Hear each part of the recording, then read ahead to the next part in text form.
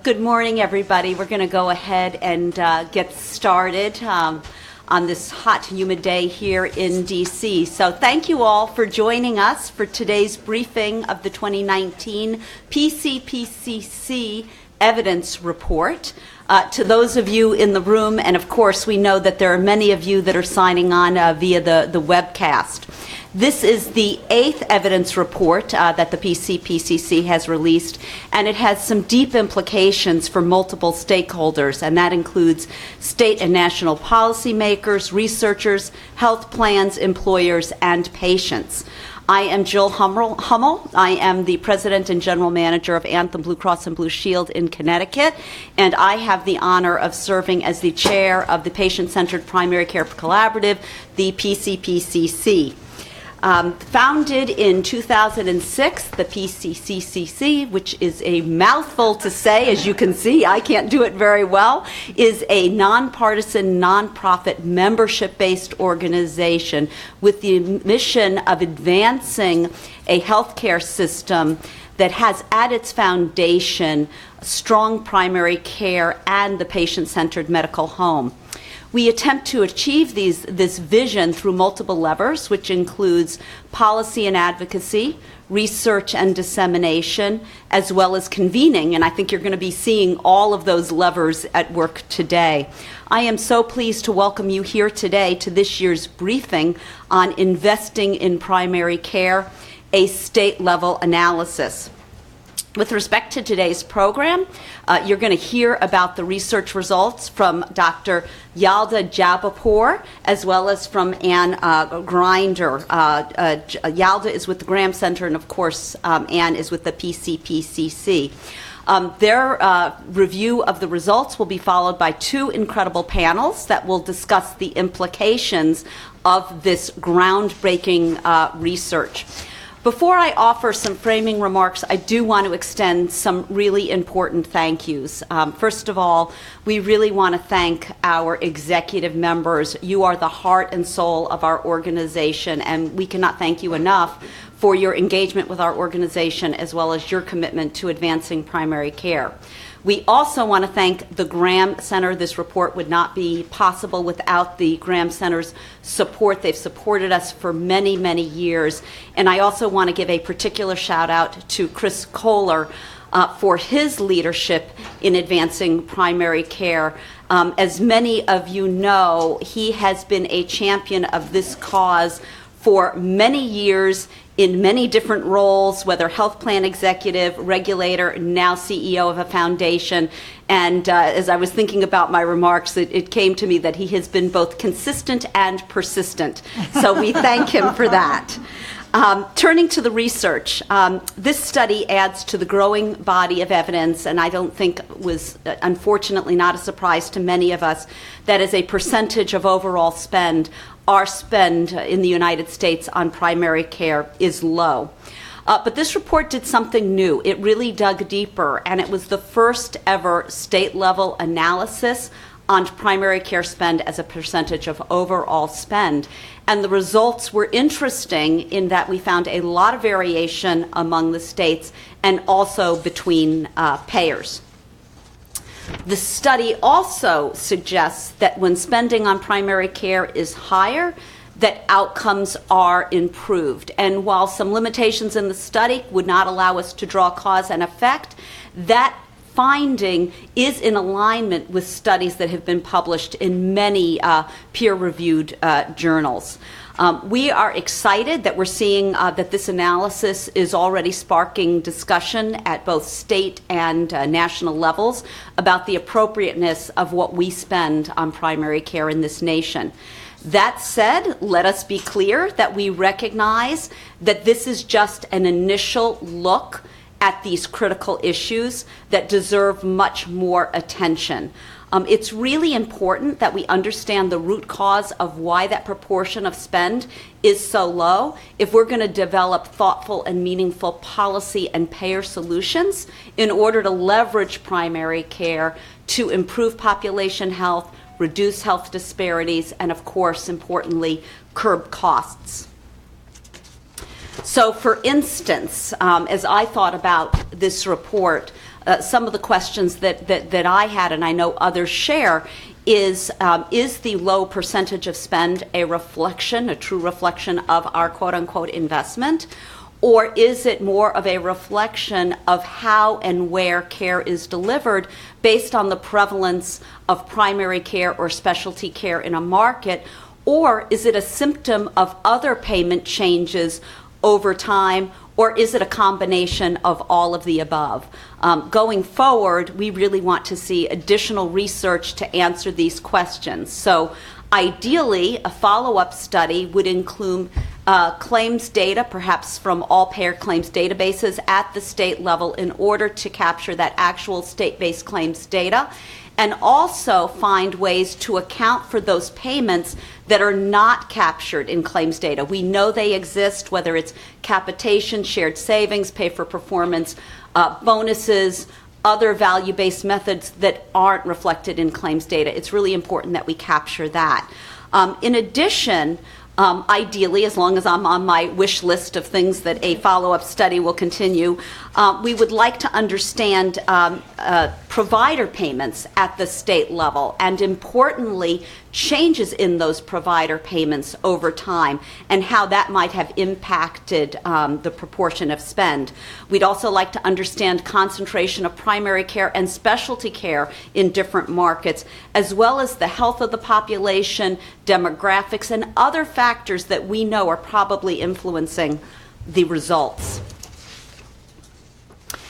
The PCPCC believes strongly that this discussion, as well as the steps being taken by states to reorient the U.S. healthcare system towards primary care, is critical not only to the fiscal health of the nation, but the health of our population and our people. Moving back to the agenda, as I said, first you're going to hear about the research results, followed by two very dynamic panels. Following that, there is going to be an opportunity for you all to ask questions, and we're really looking forward to your questions and continuing the dialogue that way. But now let me introduce Dr. Yalda Jabapour, who's the medical director at the Graham Center, as well as Ann Greiner, who's the president and CEO of the PCCCC, to deliver the results. In the interest of time, I am not going to review their extensive and highly impressive bios. They are in your packet. I encourage you to read them. But with that, I am going to turn it over to Yalda to begin the program. So again, thank you.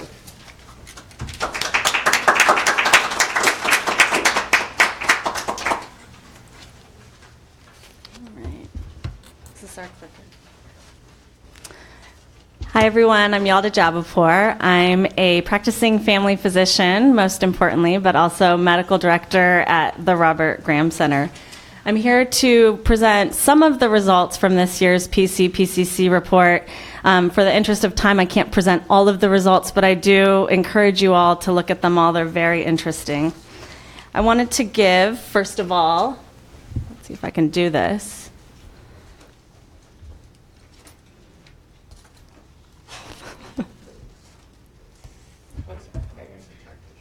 Let's see. To the back.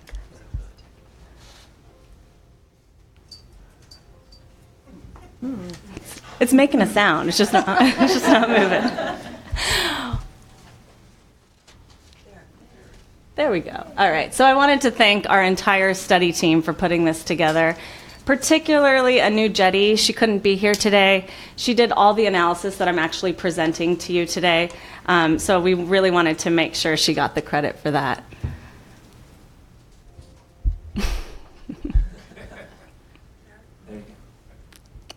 Okay. So before we start, in the most simplistic sense, what is PC spend? PC spend is really the proportion of total health expenditures that are spent on primary care. And I say this is in the simplest sense because, as most of you know, there is a lot of debate over what goes in that numerator and what goes in that denominator. And for the sake of time, I won't go over that debate. I'll just tell you that many different organizations have many different ways of defining this, and no two organizations define this in the same way. Can you move this slide? Okay. So PC spend, why does it matter? The reason PC spend matters is first we have to look at the importance of primary care within a health system. This model created by Dr. Green and others and published in the New England Journal of Medicine looked at what would happen in a theoretical community of 1,000 people over 1 month. And using data, they estimated that about 800 of those people would have symptoms.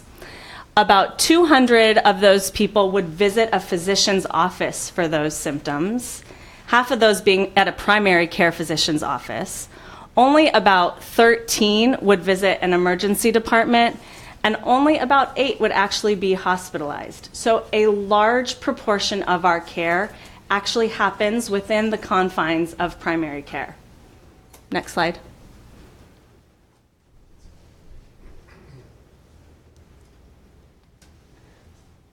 I think we're skipping some slides, but not only that, we also know that primary care is important in terms of improving mortality and morbidity benefits in any community. So a recent article in JAMA Internal Medicine done by Dr. Bezu and others showed that as you increased the primary care penetration in an area, you also improved outcomes.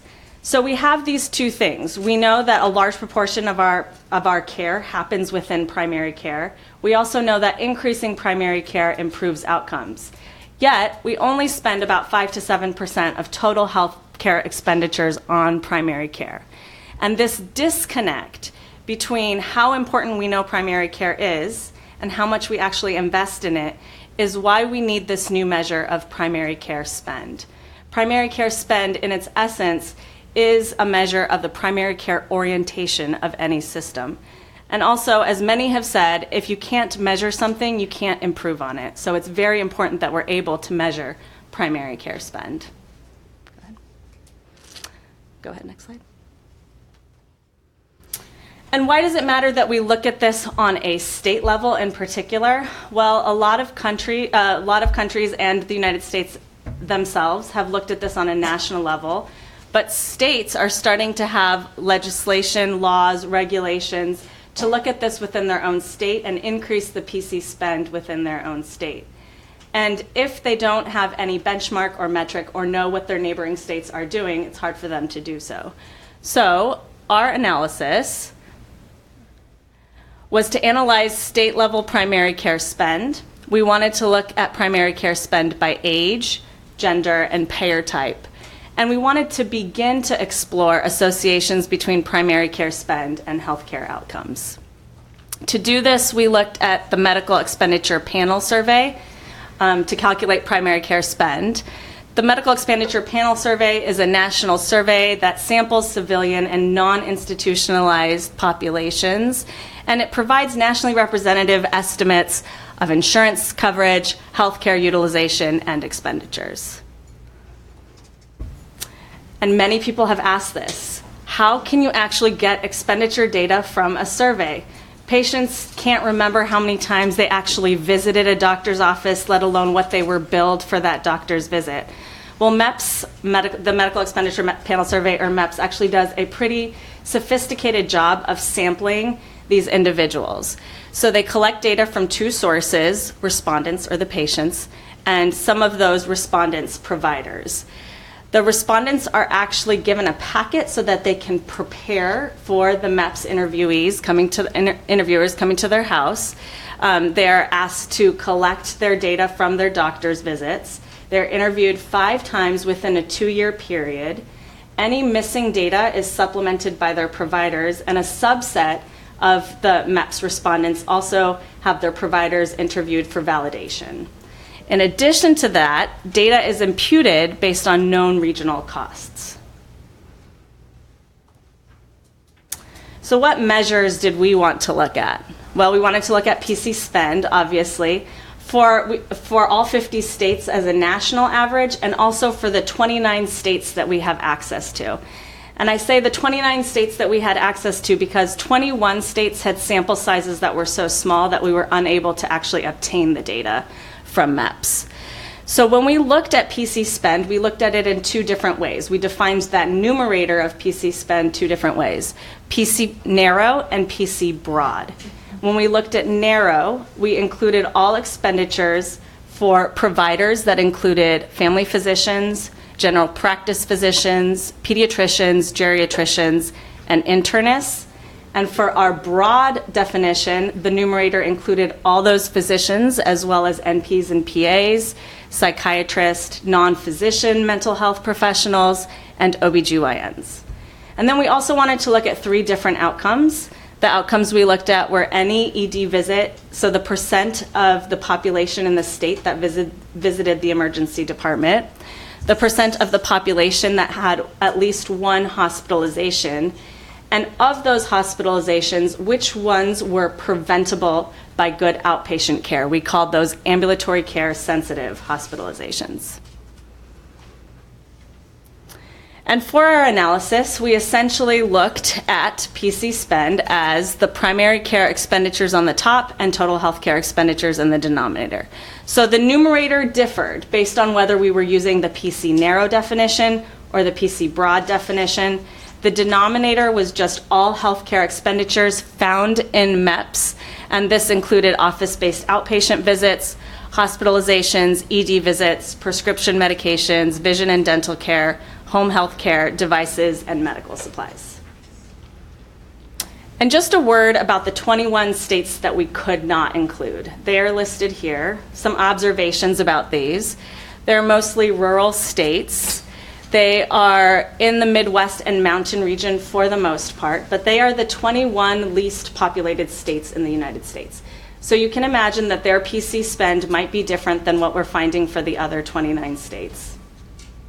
Go ahead. And here's what we found. So let me orient you to this map. The darker green are the states that spent more on primary care. The lighter green are the states that had a lower PC spend percentage. And the gray are the states that we couldn't touch because the sample sizes were too small. So you can see that the national average using the narrow definition was 5.6%. That's all 50 states together. Minnesota had the highest PC spend using the narrow definition at 7.6%, and Connecticut had the lowest at 3.5%. And then using the broad definition, the map is the same. Darker green means higher percentage on PC spend. Once again, we found that Minnesota did well, spending 14% on primary care, and New Jersey 8.2%. And let me orient you to this graphic. So this is where we start to look at some associations. On the x-axis, you see the PC spend in percent using our narrow definition. On the y-axis this time, we have the percent in the state with at least one emergency department visit. The circles represent each state. The larger circle just means a larger population. So California has a huge circle, Connecticut has a small circle. The red line is called the line of best fit, essentially the average between all those circles. And what you can see here is that as PC spend goes up, the percent in the state with at least one ED visit goes down. So a state like Minnesota has a relatively high PC spend and a relatively low percent of ED visits. Connecticut has a relatively low PC spend and a relatively high percentage of ED visits. And then there are outliers like Oklahoma, where the PC spend is high, but so is the percentage of ED visits. The next graphic is looking at the same type of thing, except this time on the y-axis, we're looking at percent with at least one hospitalization. Once again, we show that there's a negative association, meaning that as PC spend goes up, hospitalization percent goes down. So Minnesota, once again, with a high percent PC spend, has a relatively low percent with at least one hospitalization. Connecticut on the opposite end. And then once again, some outliers here. New Jersey has an actually pretty low PC spend percentage comparatively, but also a low percent with at least one hospitalization. And then same thing, except this time we're looking at the percent of those total hospitalizations that were avoidable, or the ambulatory care sensitive hospitalizations. And once again, we have this negative association. So as PC spend goes up, the percent of avoidable hospitalizations goes down.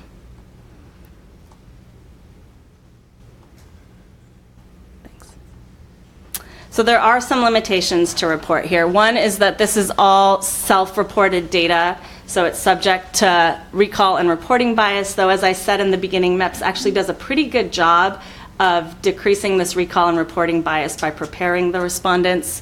It's based on non-institutionalized and civilian populations, but a majority of the US population is non-institutionalized and civilian.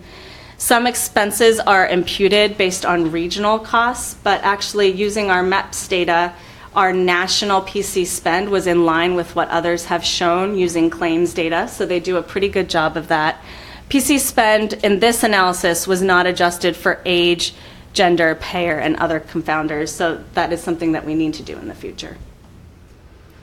But here are the take-home points. One is no matter how you cut it, the proportion of healthcare expenditures spent on primary care is low.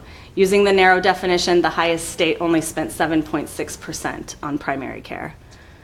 Two, there's considerable variation within the states in terms of their PC spend, but within one state, there's also variation in terms of how much they spend on narrow and broad.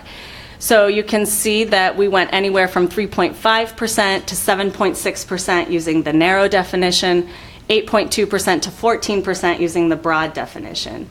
And within states, so a state like Minnesota had almost a twofold difference when you went from the narrow to the broad definition, whereas a state like Florida only had a few point difference. So this is for state policymakers to look at and kind of see what might be driving the differences between the narrow and broad in their own state.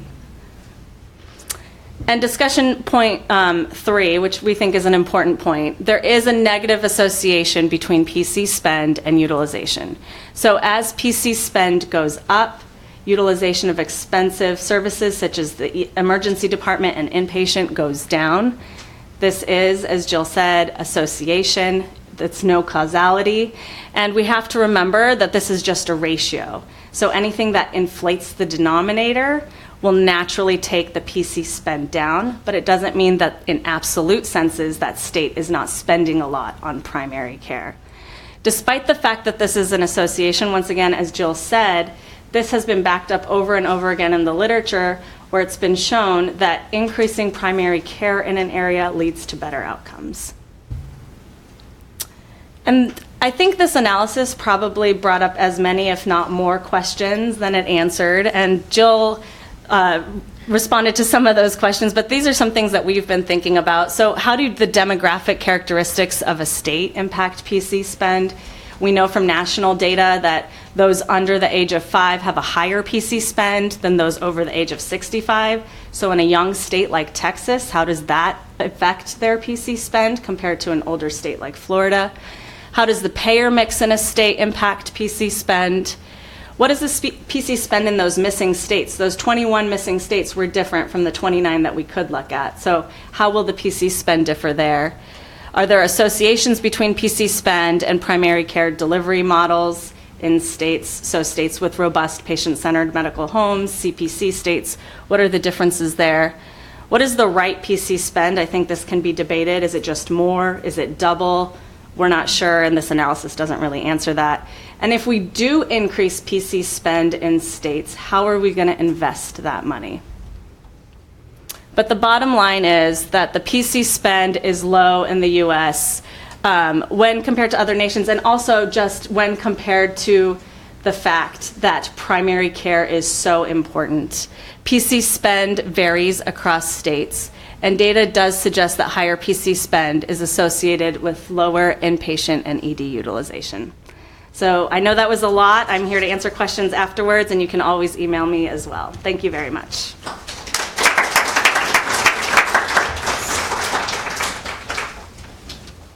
Well, thanks so much, Yolda, and I'm sure you all have lots of questions, and we'll hold them till the end, and then we'll have a moderated discussion. So included in your report, we also have a high-level summary of state activity, both legislative and regulatory, that's focused on reporting what is being spent on primary care within states. And these efforts are undertaken with the eye towards setting a goal for primary care investment in a given state. And we made the decision to include this activity to demonstrate the real-world implications of the research that we're releasing today. States are coming up with their own definitions, and clearly, in an ideal world, we'd have a standard so that we could compare states, we could compare ACOs, we could compare health plans on what's being spent. We could, have a platform for researchers and for policymakers to understand what differences in primary care investment mean for patient outcomes and for costs. So I really want to underscore the importance of getting to that standard and also for raising the visibility of this measure. In my travels, when I tell people what we spend, or when I ask people what we spend on primary care, they have wildly divergent answers, unless they're health economists or in the primary care bubble. They have no idea. And when I tell them, they are stunned. And then they say, oh, well, maybe that's why I can't get in to see my primary care provider, or why when I go in, I can only get a 12-minute visit. So there are real-world implications for our underinvestment in primary care in general, but also in advanced primary care models that really can deliver on what we want to see with respect to primary care.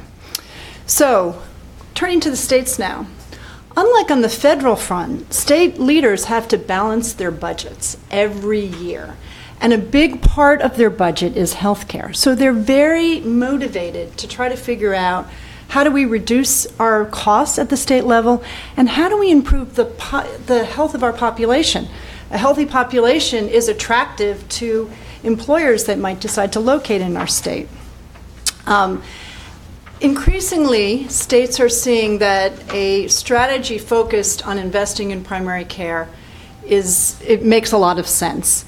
A total of 8 states have passed primary care investment legislation or an executive order, and 2 others have introduced legislation and not yet passed, and many, many others are working on legislation.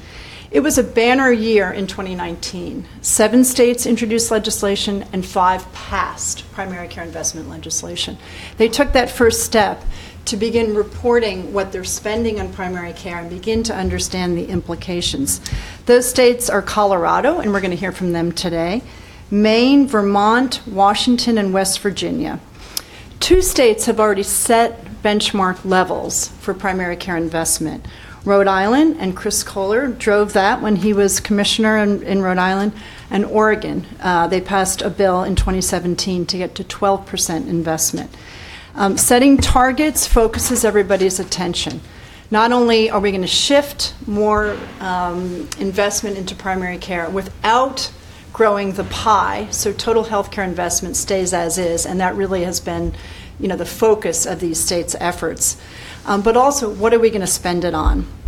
When we reviewed the state-level legislation and talked to key state leaders, we saw some distinct differences in what motivated states and how they were approaching this issue. And we saw a lot of similarities as well. With respect to differences, in Oregon, for example, they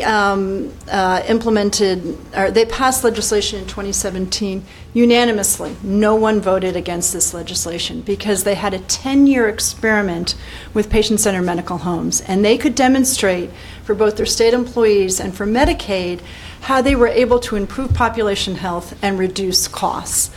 In fact, a Portland State University report showed that for every $1 spent on patient-centered medical homes, 13 was saved in upstream costs. That was very compelling evidence to the Oregon State Legislature. And so they are on the road to improving and shifting investment into primary care. Delaware was a different story. Primary care is collapsing in Delaware. They estimate that they're spending about 4% on primary care. the specialist joined with primary care and said, we need to address this problem. They supported legislation in Delaware to do just that. So each state has, a different dynamic. They obviously have a different composition of providers in their state. They approach things differently. But we did see a lot of similarities across the 10 states that we looked at. Almost without exception, we saw states come together in multi-stakeholder collaborations to figure out what do we want from primary care and what do we want to spend, where do we want to direct additional resources. Many states were very explicit. They want more money in behavioral health. They want to integrate behavioral health into primary care. They want to improve women's health. We know what some of the statistics are on infant mortality, but also on women's health related to childbearing. They want to help primary care link patients to community resources, because we know how much the social determinants of health affects outcomes. So states are being very specific in their legislation about where to put more money. They are also facing challenges, as Yalda mentioned, with agreeing on the measure definition. So anything that we can do to help them, they would very much appreciate. Then they start collecting data, and they're facing challenges with that as well, and start reporting it. But it really sparks a very rich conversation. They are having challenges with interpreting the data, but we are seeing ongoing collaborations with how to interpret the data and how to move this investment forward. The most successful states see this as a long road and keep iterating on their policies. So now we're going to hear from leaders in their states about their efforts. As you've heard, Minnesota ranks at the top of the heap. Colorado's just recently passed legislation. Chris Kohler, the godfather of the movement, is going to moderate this. And Frederick Assisi will provide a patient perspective. Thank you.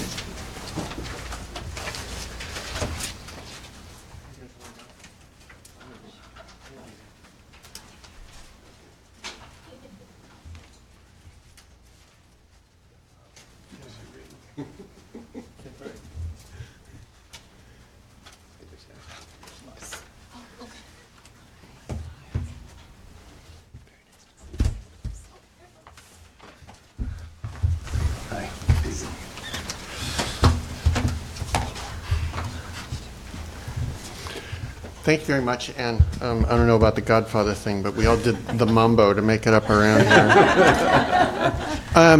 Great. Thank you, Yalda, for the presentation, and you folks for coming today. I think this panel is going to be the state perspective, and it's really important because we're talking at this level about how do you create kind of the culture to do the sorts of changes that Anne talks about.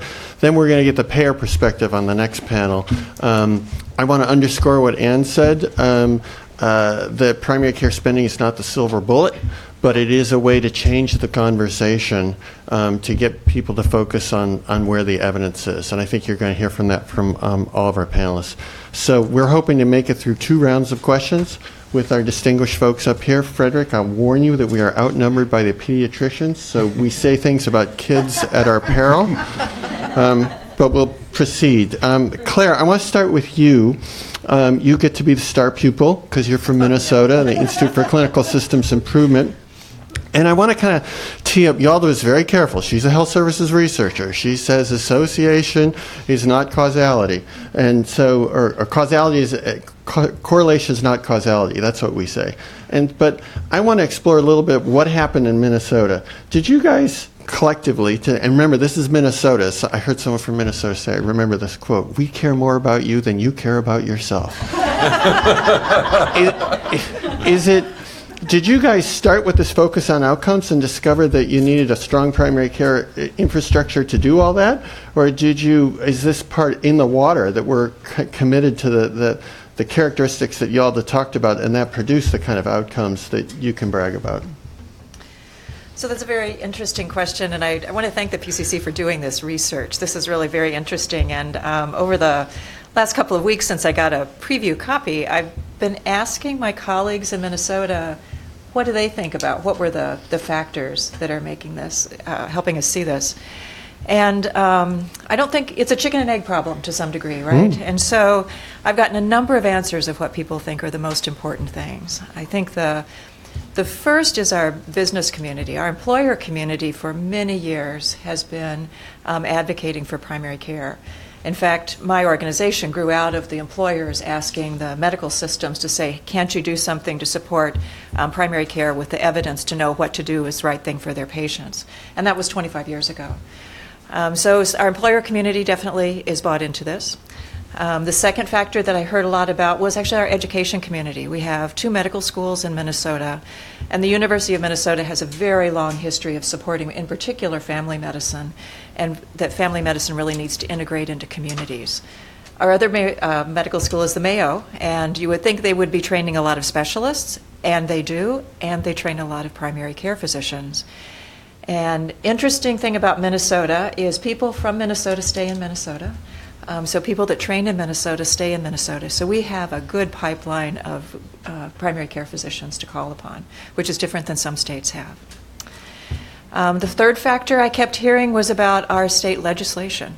We passed we call it a healthcare home, but it's a patient-centered medical home, and that was passed in 2008 and continues to be a very robust program that the legislature pays attention to. There have been lots of changes to it. It keeps getting upgraded about what it means to be a medical home in Minnesota, so that's continued to be a focus.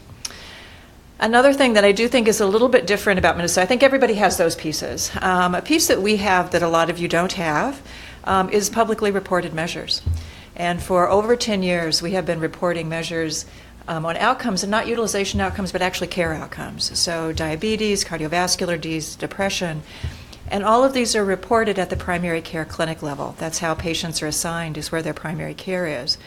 And of course, everybody's competitive, right? So we're all trying to get better outcomes for all of these things.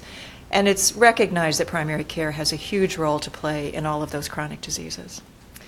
And the last thing that I'll mention, and then I'll quit talking, I think I've overused my time already, is that we are a very organized state as far as our healthcare systems. We have a lot of integrated multi-specialty systems that have been managed care organizations and have had a population focus even before population health was a thing. And so creating systems where primary care is part of the overall care of that patient within these systems has been very important.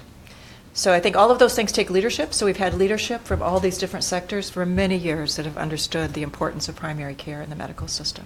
Wow, that's great. We should take good notes on that. Thank you very much. I could ask questions following that, but David, Colorado's a little bit earlier on the path that Claire's described, and it's going to be different in Colorado than it's going to be in Minnesota. But you guys got legislation passed this year. Do you want to kind of build on what Claire said and reflect on how Colorado has gotten to the point that it has? Yeah. Yes, certainly, and I was taking very careful notes, Chris. I'll be happy to share them with you. So I'm a relative newcomer to Colorado, meaning I moved out there about 5 years. Before that, I actually worked with Chris in Rhode Island, so had the experience of doing this in Rhode Island before I got out there, and was really happy when I got to out to Colorado to discover that our family medicine, or our Academy of Family Medicine, was working on this. And I said, can I help? And so that's how the Academy of Pediatrics and the Academy of Family Medicine started working together in Colorado to get this legislation through. There are a couple of principles that we thought were really important. And the first, I think you've heard earlier, is that this data generates a robust discussion. And we wanted to be sure, and I found that to be one of the strengths of our approach in Rhode Island, is that we would have a robust discussion. So we built that into the legislation. The legislation not only requires annual reporting on primary care spend, but it requires a setup of a collaborative to discuss those results in an open forum, and that collaborative is going to make recommendations about setting targets and figuring out what that means for Colorado. And I think that was really important. We actually didn't set targets in legislation because to us it seemed important to have that discussion. That actually fits with how Colorado works. Colorado is a place where people talk a lot about a lot of things because it's a big state with a really diverse set of populations. We not only have urban and rural, we have two different kinds of rural. We have mountain rural and we have plains rural. And those two don't always speak to each other real well. So it's a complicated place, and we needed to have that discussion. So we thought that was important.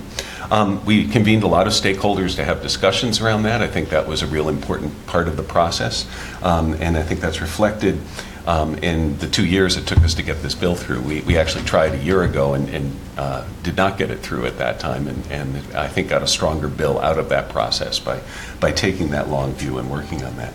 We were also really lucky in timing. We had a new governor who came in, and our governor immediately established the Office of Saving People Money in Healthcare, which is run by the lieutenant governor. So it's an important office within his state. That's become a state priority. And I think as he was putting together his package of legislation, we had this bill that we had run the year before, had not made it through, and we said, hey, how about this one? And we did it. We were also fortunate, I guess I'll shout out the Colorado chapter of the American Academy of Pediatrics, because we had a pediatrician elected to the state legislature, yay! And Yadira Caraveo, who was a sponsor and carried a lot of water on this, because in the discussions that happened inside the Capitol, we actually had a primary care doctor in the room who was a legislator, but was also able to say, no, in practice, this is what actually happens in primary care. I suggested to her that she should, see some kids down at the Capitol, but she didn't. She thought that was a bridge too far, so we didn't do that. But that was really helpful. We also were really lucky in the insurance commissioner that Governor Paulus brought in, Michael Conway, who, again, quickly understood what was going on, had a meeting with Chris. We actually brought Chris out to meet with a number of the stakeholders, and I think understood the importance of this and understood the importance of getting legislative authority, executive authority to be able to act on these proposals. So we actually built the affordability. He now has the authority to use this data to generate an affordability standard based on the results of the commission. So our collaborative met for the first time a week ago. It was a level-setting meeting. We have a report due in December, I think. And as the commissioner said at that meeting, that seems like a long way off, but that is not a lot of time. The good thing about where Colorado's starting compared to Rhode Island, I can't compare us to Minnesota because I don't know Minnesota, but compared to Rhode Island, we've actually invested a fair bit in primary care over the last 10 years through a number of collaboratives, through this, we just finished a 4-year state innovation model that worked on behavioral health integration, which was mentioned earlier. So we've got, and our state Medicaid program has been working on integrating social determinants and behavioral health stuff for a while. So we've made a lot of progress in that direction. We also have a really good all-payer claims database. So we actually, we've done a preliminary run of the report already. I can't say what it said because it was a preliminary run and we still haven't agreed on a definition, but we have some idea of how to do this. So I think we'll be in pretty good shape for that report in December, and then the question is going to be the discussions that happen after that. I think, because again, to me, the most important thing about this is the discussion that we have going forward. So, great, thank you. Frederick, Families USA, families, it's in your name. Talk about the, Claire spoke to the role of employers. Talk about the role of patients and families in particular, both at the national and the local level when it comes to this primary care agenda. Sure, and for folks who aren't familiar, Families USA has been around about 40 years, and we are one of the leading voices for healthcare consumers, and our mission is to ensure the best health and health care are equally accessible and affordable to every living soul in our country. And we're particularly focused on vulnerable populations. I wanted to thank Anne and the PCC for this terrific report and for all the work that you've done for so long to really drive primary care forward. This is one of the most important issues, I think, facing the country in terms of really trying to transform healthcare so that it serves the needs of families and perhaps not the financial interests of the healthcare sector. And I think that was the first point I wanted to make, was that the report does a nice job of providing the evidence, but we also know from a lot of different studies for decades that primary care is the backbone to a really healthy, vibrant, efficient, high-value healthcare system. And what we know is we're underinvesting in primary care in this country in a terrible way, probably at least by 50%, if not more, right? So this is a really important issue. The reason we're underinvesting let's be really clear, the financial incentives in our system are totally screwed up. And we have a lot of drive financially for people to do very complex care that doesn't necessarily have high value. And we train the folks who make the money, et cetera, et cetera. But I would say it all stems from our financial incentives. That's why the approach that Chris achieved in Rhode Island and all the discussions we're having today are so important, because they really are. It's a very blunt mechanism, but it's an elegant and very powerful mechanism of just saying we're going to look and see how much we're spending, and we're going to insist that we start shifting that proportion. Really, really important. I wanted to say, and as Chris and a lot of folks know, before coming to families a couple of years ago, I was running the healthcare work at the National Governors Association and working on the state level with a lot of governors' leadership around these sorts of questions. And one of the points I wanted to make was thinking beyond the question of just the proportion of healthcare. What else do we need? We know that primary care investment dollars it's a requisite, but it's not the end state, right? We need to go beyond that. And so there's some really important elements, I think, that we should focus on, and we're hearing some of them today. But I'd say the first thing that we saw, particularly at NGA, was are we really understanding the evidence base, and is there fidelity to the model, right? So are we really trying to develop and scale a program that has a really strong evidence base? The second is, and I think this is really important, there's a lot of misunderstanding, particularly amongst state legislatures and governor's leadership. A really robust and effective primary care model has to be flexible, in particular with regards to intensity, right? There have been efforts around the country to give every single person the most intensive primary care home you can possibly imagine. And I will tell you, luckily, knock on wood, right now, I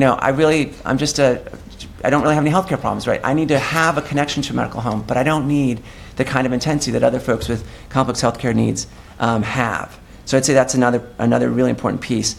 Third, that primary care in its flexibility has to be responsive to the needs of the families and the patients, right? So that model isn't just a one-size-fits-all model, as we've heard about. So it's questions like, how is the primary care integrating to the aging needs of that population, or to the needs of women, as we've heard about? Is it culturally competent?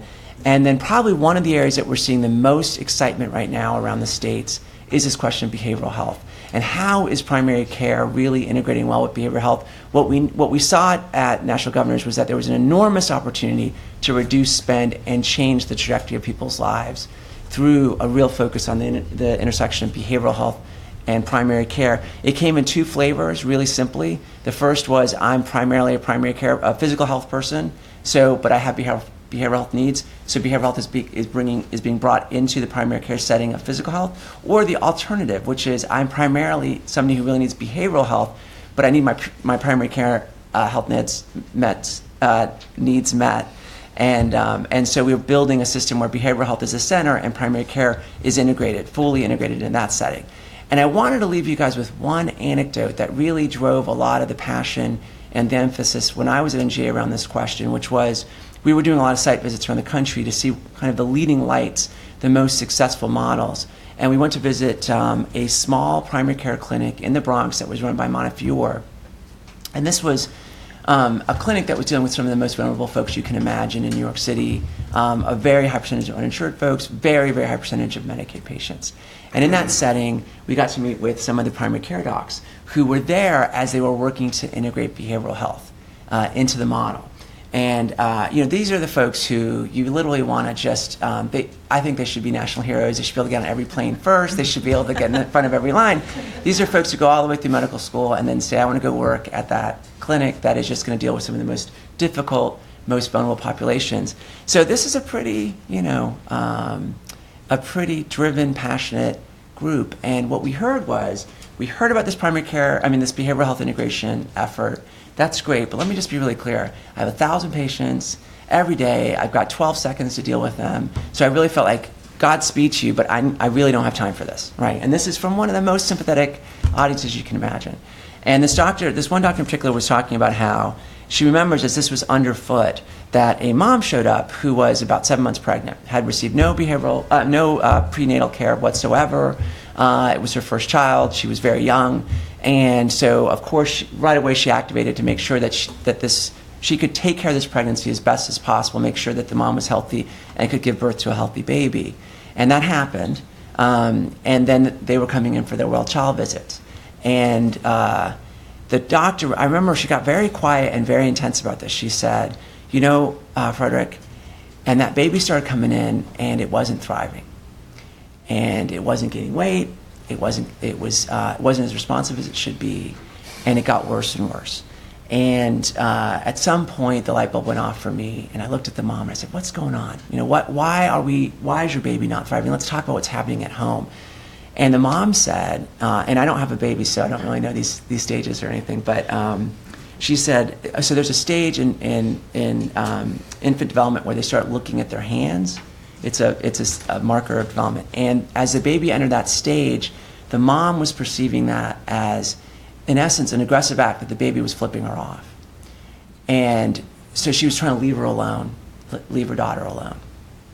And so that light bulb went off for the doctor and said, wait a second, we've got something going on here that I don't have the training to deal with. But we actually have been working for behavioral health integration, and we've got the folks here who can deal with this. So she quickly connected with the embedded behavioral health expert they had at the clinic. They developed they met as a care team, they developed a plan, and instantly, literally, during that visit, the mom connected with the behavioral health specialist, and they started going.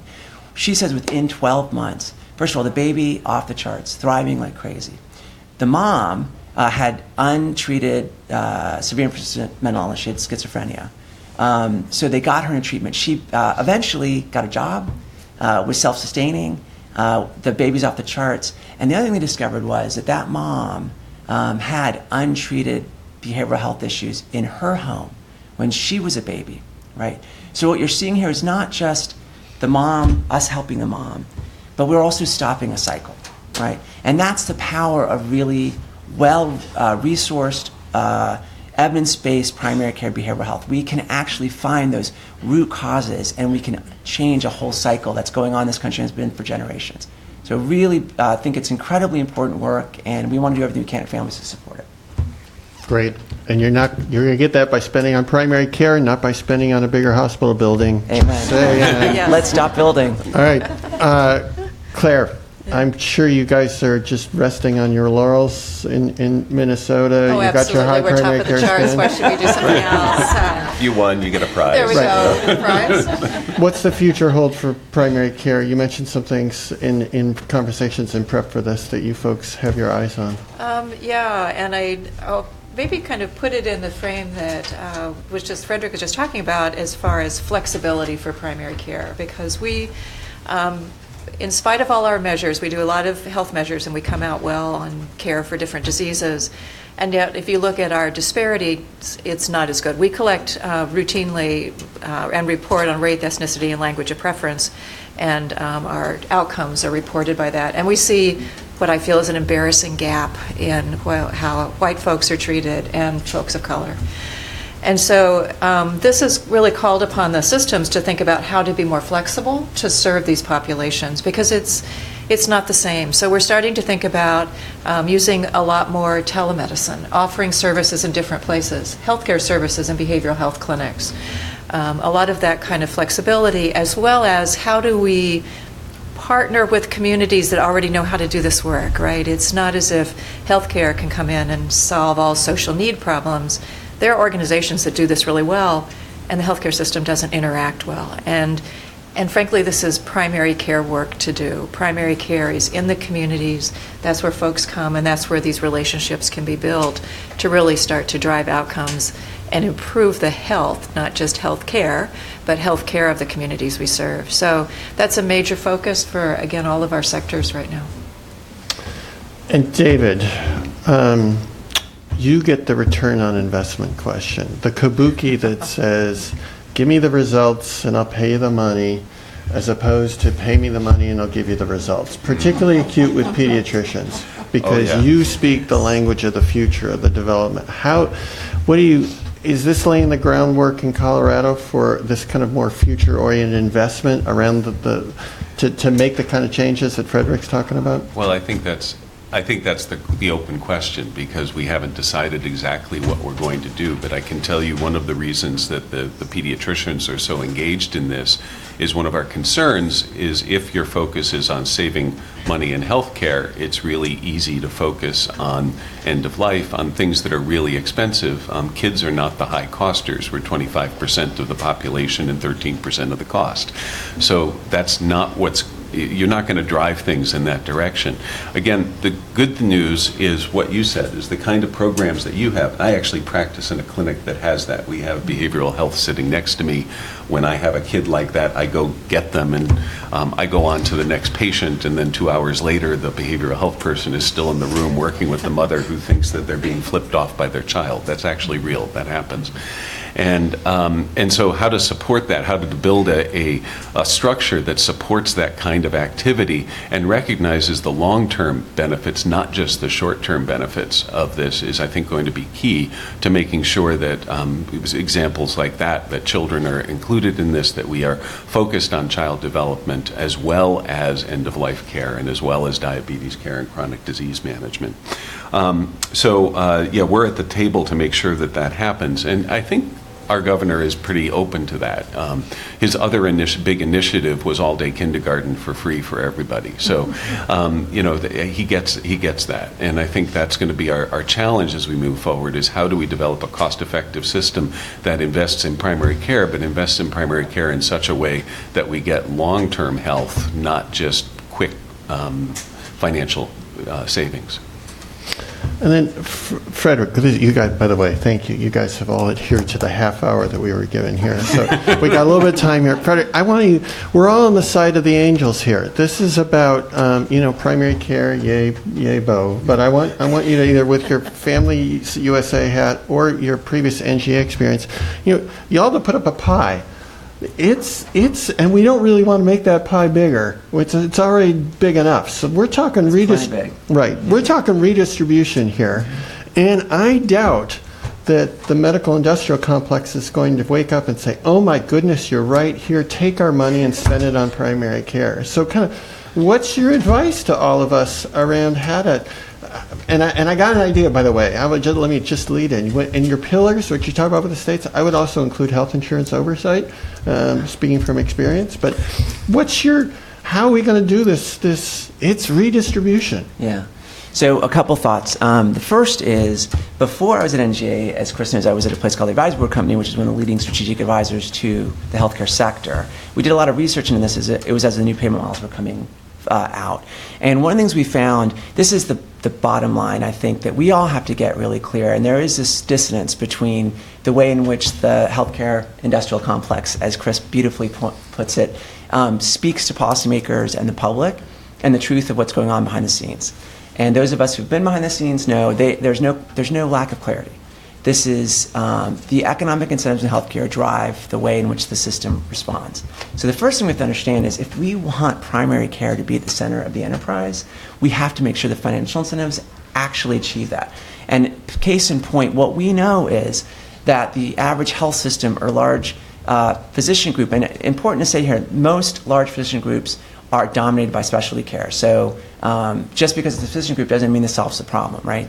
But in both instances, they've been built to respond to the financial incentives in the system, which means that you have to invert the economics to get them to invest in primary care. That means that you have to get somewhere around 80% of risk, full upside downside risk, maybe even full cap or full insurance risk, in order to really make this worth their while. So the first thing I'd say is we got to find ways to go into markets and disrupt them and create the financial incentives that actually lead to behavioral health investments. The second thing I would say is when you do that, we also modeled, well, what does it look like for a system to change, right? Guess what? You can do it in 5 years. As Chris said, the first thing you do is stop building. It's really easy. You just stop building. You don't have to actually tear down walls. You just stop building. And then you migrate your employee base, which turns out a lot of the fixed costs that systems talk about are actually employees. You migrate them from an acute inpatient model to one that's primary care centric. It's not that hard to do. It truly isn't. But again, you got to start with the financial incentives. So that's the first thing I would say. The second thing I would say is we are in this conundrum. And, this is one of the ways which we see China is way ahead of us, right? It's really easy to plan in a totalitarian state where you can just wave a wand and do what you want. We can't do that. So we do a really bad job of investing long-term in the things that we know in 20 or 30 years. Remember, most governors are term limited, so maybe you got 8 years. The system CEOs are responding to the pressures of their markets. A lot of them are for-profit, which means it's quarterly investment calls. Same thing with pharma. We have a system that's not built to think long-term. So one of the things we did at NGA was we really started thinking about how do you build linkages between the ROI that you might be generating. I'll give you another anecdote. We were working in a state where they were, the first thing we always said was start with your data. Look at your data. Figure out what's going on, what your community needs, and then build your intervention around that. So there was one state that looked at their data and found a massive amount of spend in Medicaid in one neighborhood. Okay, and what they figured out was that in that neighborhood, there were a lot of vulnerable populations who needed a lot of access to primary care. And guess what? 3 years earlier, they had shut down the clinic. So they reopened the clinic, but they did a few things. They had late hours, weekend hours. They really built the clinic to serve the needs of the community. In 1 year, they saved $12 million. Okay. Now, what we said is, guys, obviously you've got to deliver to the legislature, you got to deliver to your governor, you got to have that savings kind of accrue the way that you've designed. But one of the things you can do is you can build the argument for why did we get here, and let's take 10 cents for every dollar that we save and invest it upstream so that we're not still here in 10 years, right? And that was pretty powerful. So people got the savings they needed, you kept your stakeholders engaged, but we really started thinking about upstream interventions, right? Things like early childhood, things like how do we prevent chronic illness, things like that. Great. So I think we've set up the next panel really well. I think what I would leave you with is primary care. Y'all have said it. We've all heard primary care spend, this focus is necessary but not sufficient. It occurs in the context of the payment reforms, the oversight, the local leadership, which came out really strong here. But hats off to PCPCC for focusing on this as kind of a lever. It's a high leverage place that if we get this right at the state level, at the system level, a lot of other good things are going to happen. So thank you very much to our panel.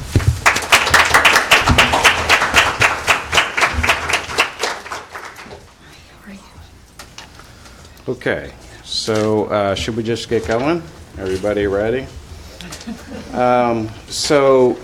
Just to introduce folks, so we have Melinda, who's the Vice President and Director of Delivery System Reform at Commonwealth. We have Pauline, who is the Director of Seamless Care Models, the Seamless Care Model Group at Centers for Medicare and Medicaid Innovation at CMS. We have Titch, who is the Medical Director, Office of the Chief Medical Officer at Humana. And we have Brian Marcotte, President and CEO of National Business Group on Health. I'm Mark Miller, Arnold Ventures. I'll just say a couple things. I'm going to ask a couple specific questions to give everybody a chance to speak, directly to their mission. For myself, there's just a few things over. I worked for 15 years at MedPAC, and here's how I thought about primary care in the following way. And I'm just going to say this in case, as we get into the conversation, anybody wants to comment on any of these. The first thing that was problematic in Medicare is the balance in the fee schedule between the specialty and cognitive side of the fee schedules, and we felt that should have been rebalanced, taking money from specialty to the cognitive side. There were no political issues with that. That was very straightforward, not a problem. The second thing that we thought should happen in the primary care space is that primary care physicians should be paid on a per-person basis rather than a per-service basis. It's more complex than that, but there was sort of a partial capitation approach to things, but there was that. The third thing is then you move into models, like, advanced payment type models, that type of thing. But the notion being that you put the person at risk for total performance, but you don't put them at risk for that total spend. You put them at risk for some portion of the spend that they actually contribute, because a primary care physician is obviously not responsible for the entire spectrum. but at risk for total outcomes. And then the final thing, and I'm not sure this has been mentioned a lot, is we put a fair amount of work into training. So HRSA, grants and supports to recruit from certain, diversity in certain parts of the country and people who are likely to stay in primary care, and then to restructure the Medicare residency subsidies in order to have stronger support for primary care. So that's kind of where I came from and how I think about things. But maybe what we'll do is we'll start off with Pauline, if that's okay, in a surprise move, going to the second person on the panel. I'm still a little bit mad about having to stand up, so some of this is acting out. But maybe sit if you'd like. Oh no, I got this whole shtick going now. Right, exactly. Like how am I gonna play it? So maybe you could just talk a little bit about CMMI and the work that you're sponsoring there. I know there are specific things that you have going, primary care first, that type of thing. But also talk to us a little bit about like state and federal, how they fit with each other. And in particular, if you would, and you can say anything you want, in the demonstration effect, do you see it headed towards changes in federal payment policy? Great. It's a very broad question, but I'm up for the challenge. So first of all, thank you to Ann and the PCPCC for having us come to this meeting and for also being a great partner over the years to the Innovation Center and our primary care work. In terms of where we are in our journey, we started our journey with the Comprehensive Primary Care Initiative. It seems like a long time ago now, but it has been a long time ago, 6, 7, 8 years ago now. And we keep evolving that model. We also started with accountable care organizations with the Pioneer ACO model. So we were really addressing primary care in two different ways because we know that the foundation of a high-performing delivery system is primary care, and that physicians and practices and systems are at different stages of readiness for risk or for different kinds of care delivery models. And so we wanted to make sure that as an innovation center, we were providing alternative payment models that would appeal to a broad set of providers. And we continue with that mission today in launching primary care first and direct contracting, and even last week with the new KIDDY models that we announced. In terms of thinking about the evolution and sort of the state and federal participation, the evolution, we started with trying to make sure that primary care was, had enough investment from not just Medicare but other payers. And that's how we thought about CPC and CPC Plus, is like really trying to give the investment to practices so that they could actually deliver advanced primary care and sort of, what we think of as sort of the pillars of primary care, the 5 comprehensive primary care functions. As we evolve now, we're beginning to think about, okay, what if we have now a set of advanced primary care practices? So they've already created all of this infrastructure. They know how to provide care management and risk stratification. What about moving them along sort of on that continuum into maybe dipping their foot into risk? And that's where we are, I think, today with primary care first, and that we are paying differently in that model from CPC Plus. But also thinking about those practices and maybe their next step maybe towards more of an accountable structure. And so we're looking more at sort of an outcomes-based, performance-based payment structure that actually leverages some of what you said about per person payment rather than per service payment, but also performance-based adjustments based on how practices perform on quality metrics. In direct contracting, we're also recognizing that there are organizations that maybe weren't ready for 100% risk, but they're ready for 50% risk. And they also want to have an opportunity to manage some of the funds that go to downstream providers. And so we have options in that model. So the professional option is a 50% shared savings, shared losses model, but also includes professional capitation. So we're going to be paying 7% of that total cost of care benchmark to the direct contracting entity to pay for enhanced primary care services. So they will have the flexibility to figure out what that payment structure should look like with those downstream primary care providers. In the 100% global risk option, the same thing applies, but they're going to be getting obviously much more money to then figure out, what percentage should I be giving for primary care? What else should I be doing with my downstream providers? Because they will have that flexibility within the payment model. So it's not going to be sort of the same kind of fee-for-service payment structure that we have today. And hopefully we'll learn from direct contracting sort of what looks right for Medicare beneficiaries who are so chronically ill and who use, subspecialty care and frankly lots of hospital visits for maybe some services that could have been prevented in primary care, or maybe services that a primary care physician should have been doing for them in the first place. And maybe we'll start to see some of that in the direct contracting model as well as in the primary care first model. In terms of state involvement, we also had the state innovation models where we saw a lot of transformation from the primary care practice delivery side. We saw some investment. I think behavioral health integration in Colorado was mentioned. That was part of the SIM model too. Some investment in health IT also, and all claims payer databases. So we're seeing some of that generation, and that I think also helps set up states in ways that potentially we can sort of leverage and marry sort of the federal models, the state models going forward into really supporting primary care. And we're very interested, obviously, in primary care first in continuing that multi-payer participation that we started with CPC. And that multi-payer participation includes states. And so, we look forward to seeing what the future holds. These are, different kinds of models than we've put out in the past. But we think that, we'll see how the market responds to it. But we think they're, promising in terms of how they're thinking about the alignment of financial incentives. And maybe just one quick hit before I move on to the commercial sector sitting to your left. How about, maybe I should know this, are there multi-payer projects that you have going, or is this primarily Medicare or primarily Medicaid? So Comprehensive Primary Care Plus is multi-payer.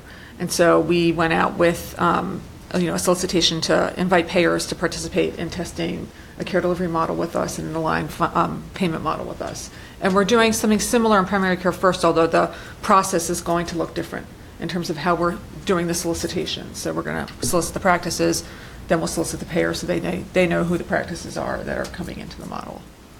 Okay, appreciate it. Titch, so maybe you could talk a little bit about, so there does seem to be a lot of variation across state, variation across plans. What do you think is going on? And even more importantly, with respect to Humana, how do you guys think about this? How do you structure programs around primary care? How do you think about rewarding primary care, that type of thing? Yeah, thanks, Mark. Can everyone hear me clearly? Okay, excellent. Yeah, first of all, just like several people have said, I'd like to thank Anne for bringing us together. As a primary care doc, I'm a big fan of the work that you're doing in supporting, different primary care models, including the patient-centered medical home. And to Dr. Jabapour, I'm a big fan of, the Graham Center. As, a fully paid member of the AFP, and also, my previous background in epidemiology. You're doing exactly what I've always wanted to do before life took me in a different direction. So I really admire the work that you're doing. Thank you. Just to answer Mark's question, there are a lot of initiatives that we are, carrying out at Humana regarding primary care. The three things that I want to focus on are value-based care payment. The second one is population health, and then the third is addressing social determinants of health. This is, all of it, making sure that our members are getting the right care at the right time in the right place. And for value-based care models, really, I think a lot of folks have talked about flexibility. It's really thinking about how different primary care providers can be incentivized to for quality versus, you talked about paying per person versus, paying for Service. For service, that's right. Sorry, I'm blanking out on this. So I'm if really we- nervous too. if we look at the different, I guess, the spectrum of primary care providers, having that flexibility, looking at the infrastructure and the capabilities that they have to make sure that the incentives are aligned. One thing that we do not want to do is to have folks be on a payment model that's going to set them up for failure. So one of the things that we do really well is trying to identify what are the capabilities and what is the infrastructure that the different primary care providers have before we go into advising them into getting into a certain payment model. The second thing that I wanted to talk to you about is population health. We did talk about flexibility in terms of the risks of different populations. So one thing that we do is risk stratify our members into different risk groups or tiers: low risk, medium risk, and high risk. And depending on that risk stratification, making sure that we are putting in financial incentives that help those different populations get the care that they need. And one thing that we do is we also support our primary care network and providers with the data that they need to be able to take care of the different risk groups appropriately. And then the last thing that I want to mention is social determinants of health. That is I look back in the late 90s in public health, that was, a thing, and that has become actually a big buzzword now. But we are, working together with the communities we serve, with community-based organizations, with our provider network, with our, government partners in the different states that we have, to make sure that we address some of the social determinants that we see in our member population: transportation issues, physical insecurity, homelessness, social isolation, food insecurity. And we do understand that solving some of those pressing social challenges or social problems that people might have in the communities actually really helps drive health outcomes. Previously, before I came to Humana, I was in academics, did research, and I was also running a residency program. I'm a big fan of supporting education for primary care, and it's something that we are actually really doing at Humana, partnering with universities to make sure that they are increasing the percentage of medical students that are going into primary care. And the last thing that I want to mention is research. We have a robust research arm that is looking at different value-based care models to really make sure that whatever we're doing for our contracting and for payment incentives, whatever we're doing is data-driven and evidence-based. And as we do work with our provider network, we go back and evaluate to see what's the impact on outcomes, and if there are some insights that we are getting from those data, then we go back and change the way we work so that we continue to drive outcomes for our membership. And just a couple quick hits here before we move on. So say in the social determinants of health space, and generally people talk about things like food, transportation, housing, that type of thing. Obviously you can define this much more broadly, much more over much longer time frames. Did you as an organization, did you come to some decision? Did you look at some ROI and say, transportation for our diabetics makes a lot of sense, and then go after that? How did it come about that you decided to support? Because I hear lots of discussion about this, but then how to go after it and what to choose and on what basis people made those decisions is often unclear to me.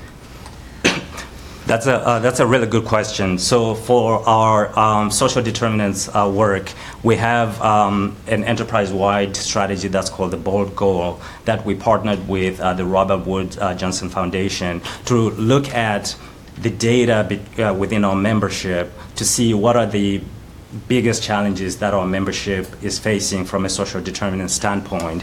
And what we found from our population, which is mostly seniors who are 65 years and or older, is that the two biggest problems were social isolation and food insecurity.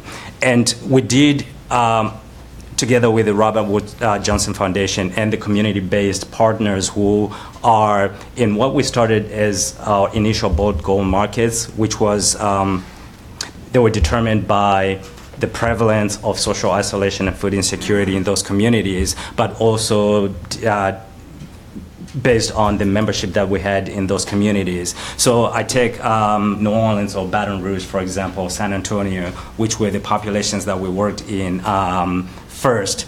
We went into those communities and addressed those social determinants. And when we look at data from healthcare utilization, either emergency room visits or hospitalizations, we actually have seen some positive impact in terms of those outcomes. I don't have the numbers with me as well, but that's the question. Okay. Yeah. Just out of curiosity, sorry, was it in your Hey, Medicare? wait a minute. What?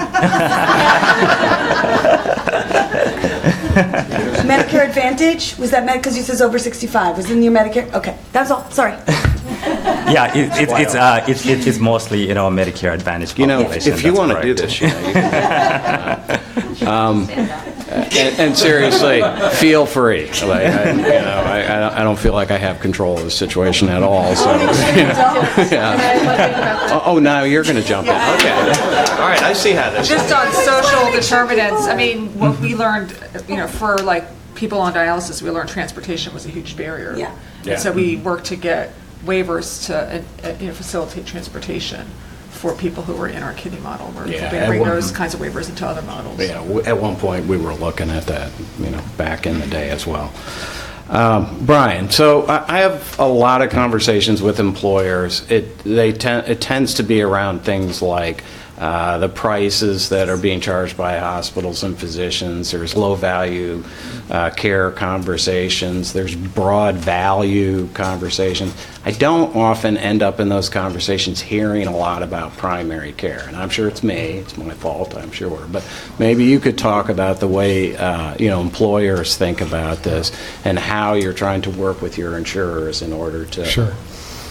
So just some background for those of you who don't know the business group. National Business Group on Health is I would say a community of over 440 companies. They are primarily large, self-insured, multi-state employers who are trying to manage a healthcare spend that is often in the billions of dollars range. In some cases, $500 million to $1 billion, depending on size of the company. Big budget. And we all know healthcare is local, so it's a real challenge in terms of trying to manage that across the country. Our mission, I would say the passion of our organization, is to really help our members advance improvements in the delivery and the financing, the affordability of healthcare, to drive innovation in healthcare, and to improve the health and productivity, and I think, of their employees, which I think is a real important piece that is often lost in what employers are trying to do. A lot of times, people think employers are only interested in cost. Well, I can tell you the only data employers really see is cost information. We want value, and we want a healthy and productive workforce. So when it comes to primary care, and one of the things we do, and I think it's an interesting position to be in, and I think it's a wonderful position to be in, is we're at this intersection of all these different stakeholders. About 25 to 30% of our members are also industry stakeholders, and we convene providers, health insurers, PBMs, employers, consultants, depending on the topic, in different ways. And the reason why that's important, most employers get their intelligence about health care from either their health plan, from their consultant, or possibly their PBM. And I spent most of my career as an employer, so I was one of those employers. I didn't have time really to meet with providers. I didn't have time to meet with pharma. I didn't have time to work with, to meet with ancillary providers as well. But in this role, I do. And I always say we will not make changes in healthcare without collaboration, and collaboration is really important. So there are two initiatives we have underway that I want to share how it's affecting primary care. One is the Health Innovations Forum, which we started up about 4 years ago, where we bring employers together to vet startups in the market and trying to drive and accelerate adoption of new ideas and new innovations in healthcare. And I can tell you, the startup community is very active. In 4 years, we've had over 200 applications of startups to review in healthcare. We filtered through and actually, with our employers, assessed 70 of those, and I would say about 80% of them have gotten traction with employers. Now, some of them are taking pieces of primary care, and so we had a Health Innovations meeting in March, and one of the newer pieces that were being introduced were these AI symptom checkers, right? And we're kind of like, well, okay, wait a minute, we're not really sure where this fits. How does this fit with telehealth and virtual care and primary care and remote patient monitoring and all of these different solutions that have come into the market? And so what we decided to do is put a pause on looking at any more startups. And we spent, actually it was a week ago, with employers, and we have a health industry council, which we started about half a year ago, of industry stakeholders. We brought them together with a design thinking facilitator, and we whiteboarded primary care. What do we want from primary care? What are all the solutions in the market, and what do we want from primary care? And just this week, we have another group of convening stakeholders. We have employers, health plans, providers, and health systems in the room to how do we advance value-based care. And just to give you one anecdote as to why that is such an interesting discussion, because when I talk to providers and I ask them, why aren't you moving faster to value-based care? They'll say, well, because the health plans are saying the employer ASO agreements won't allow for it. And that's, okay, that's interesting. Or they'll say, we're not getting the data we need so that we can manage the population and take on risk. You go separately to a health plan and ask them, well, providers say you're not sharing data. And they say, oh, we're sharing claims data. Right? So you get them in the room and you ask them, when you have providers and health plans and employers in a room, and they're both right and both wrong. So health plans are sharing data, but they're not sharing all of the data. They're not sharing all the data that a provider group needs to manage total cost of care, because of those people going outside their system who they're responsible for managing, they're not getting data on. So I think the dynamic of having players in the room to get the various perspectives and discuss what's wrong, what's not working, and why, we have this great opportunity to do this. So we have this executive committee of value purchasing, and what we did this week is we brought in a number of the new advanced primary care models. One Medical, Iora, Privia, Aledade. Some of them being represented by employers who are working with them in trying to implement, and some of them coming in to represent what they're doing. And when it comes to advancing primary care within employers, I think one of the things that we fail at, not just in primary care, but we fail out in healthcare industry in general, is trying to describe the experience. How is that experience going to be different? Employers have struggled with attribution, they've struggled with financial incentives, they've struggled with premium differentials and trying to get people to move into more performance-based networks, however you want to define them. And one of the reasons is that premium and plan design differentials alone will not move people into these models. Consumers need to understand, how is the experience going to be different than what I experience in the general delivery system today? And we fail miserably as an industry explaining that value proposition. There's value proposition on the outcome side, and we always talk about the outcomes are better, and credit to the report and being able to help provide us with evidence to help mobilize employers around this. But in order to really move the needle, we need to understand how that experience is going to be different in these models. And the newer models that are really being built from scratch, the One Medicals, the Ioras, and the like, they can explain that value proposition better than, I would say, the other models that are trying to coalesce the existing primary care structure and move in that direction. And they are moving in that direction. I give them a lot of credit. When I look at what Privia is doing, I look at Aledade's doing. But being able to describe how that experience is different, and one of the key things that I think is missing is the ability to navigate the system concierge-type service. Biggest problem we see with employees is that they don't know how to navigate the system. They don't know where to start. And primary care is the perfect place to start and carry them through that entire process. So I think there's a lot of opportunity here, and we have a number of employers experimenting with primary care in a number of different ways. And I think we feel we have a need to educate them on the value of primary care. And it can't just be an add-on, right? I think that some of the health plans will say, well, we've tried going to employers and saying, for an additional fee, you can, take on this primary care model.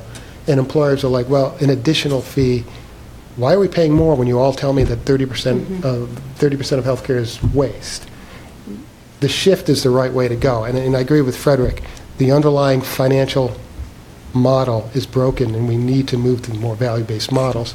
How do we get there? But I think there's work that we can collectively do around, well, how's that experience different? If you want people to move into these models, that's got to be center. Something you were saying right at the end there was something I was going to ask you, so I just want to tease this out. So when you whiteboarded it and talked to them and talked about different models, I was curious how the employers were thinking of paying for it.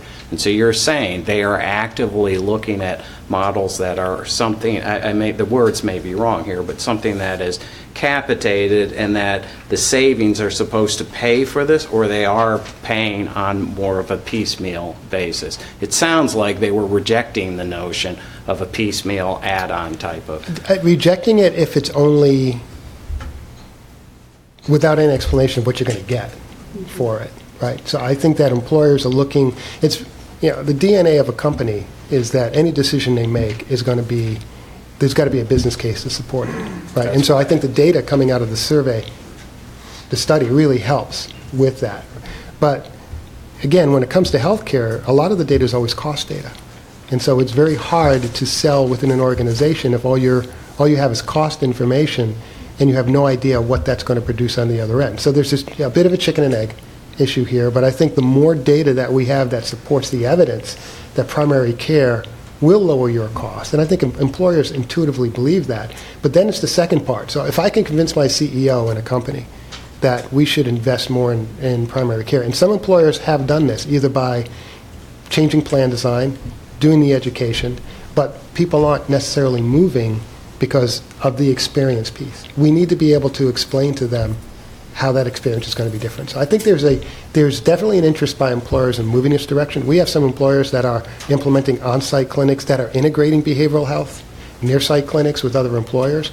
We have employers in Dallas that are working with 3 provider groups that are not affiliated with health systems to try to see if they can do something different in that market.